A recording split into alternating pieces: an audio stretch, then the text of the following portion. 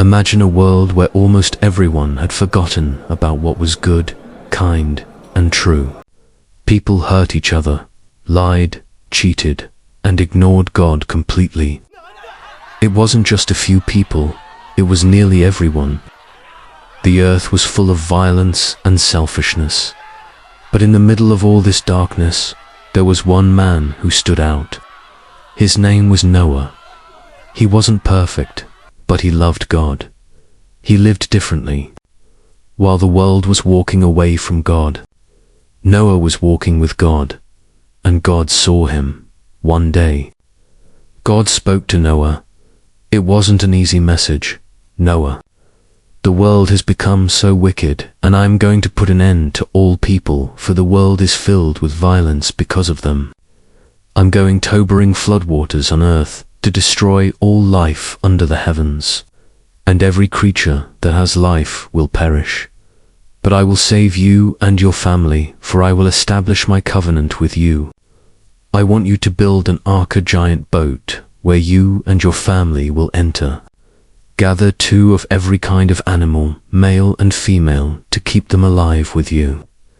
Then God gave Noah strict and specific instructions on how to build the ark. Now imagine that. A flood was coming, but it hadn't even started raining yet. And God was asking Noah to build a boat bigger than anything he'd ever seen. But Noah didn't argue. He trusted God. Day after day, year after year, Noah and his sons worked on the ark. People watched and laughed. What kind of crazy project is this? They asked. There's not even water nearby. But Noah kept going, hammering, building, obeying. Then God told Noah to enter the ark with his family and the animals as instructed. Then things began to happen just like God promised. Animals started arriving, 2 by 2. Elephants and birds, lions and sheep, crawling creatures and flying ones. Noah gathered them into the ark, just as God commanded. Finally, Noah, his wife, his sons, and their wives all entered the ark. And then something powerful happened. God shut the door, and the skies opened. Rain poured down like never before. For 40 days and 40 nights, it rained without stopping. Rivers overflowed. Mountains disappeared beneath the waves. Everything outside the ark was gone.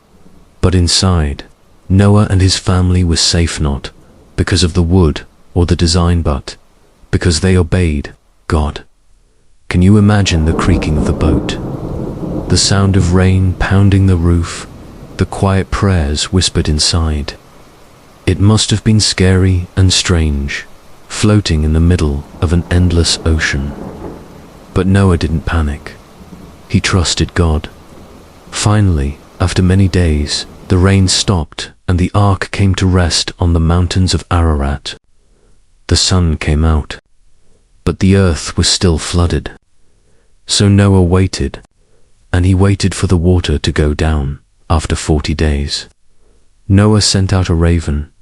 It kept flying back and forth until the water had dried up from earth. Later, he sent out a dove to see if the water had receded, but it returned because there was no place it could perch. But then, a week later, he sent the dove out again this time. It came back with a fresh olive leaf in its beak. This was hope, eventually. Noah removed the covering of the ark, and God told him to step out of the ark. Noah and his family stepped out into a brand new world. It was quiet, clean, peaceful. And the first thing Noah did, he built an altar. He thanked God.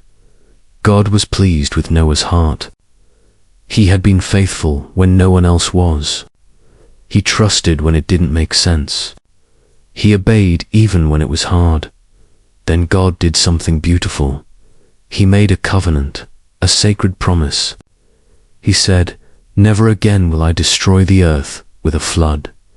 And as a sign of that promise, He placed a rainbow in the sky. That rainbow wasn't just a pretty sight, it was a symbol. A reminder that even when the world turns upside down, God is faithful. He remembers his people. He keeps his word. The story of Noah isn't just about animals or boats or rain. It's about faith. It's about obedience. It's about walking with God even when the world doesn't understand. Sometimes we feel like we're standing alone doing the right thing while everyone else goes a different way. But just like Noah, your faith matters. Your obedience can be a light in a dark world. So the next time you see a rainbow, remember this: God saves the faithful. God keeps his promises. And even in the biggest storms of life, God is with you. What lesson do we learn from the story of Noah and the ark? We learn that when you walk with God, even when others don't, you're never alone. God sees you, he remembers you, and he will carry you through.